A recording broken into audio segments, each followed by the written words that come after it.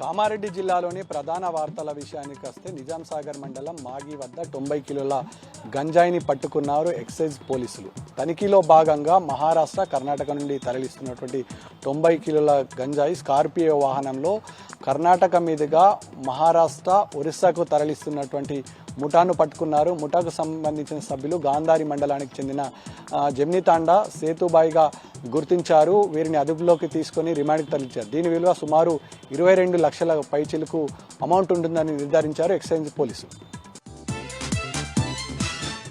నిజామాబాద్ జిల్లా నందిపేట మండలం షాపూర్ గ్రామంలో జన ఆవాసాల్లోకి నక్క వచ్చింది. నక్క వచ్చిన విషయాన్ని గమనించిన గ్రామస్తులు ఒకేసారి గుమ్మిగూడి దాన్ని వెంబడించే ప్రయత్నం చేశారు. నక్క అక్కడికక్కడే కళ్ళు తిరిగి పడిపోవడంతో మృతి చెందింది.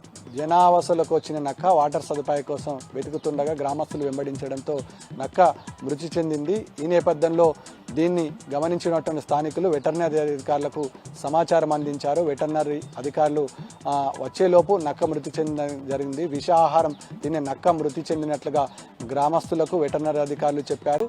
ఈ నేపథ్యంలో నక్కకు గ్రామస్తులు అంత్యక్రియలు నిర్వహించారు.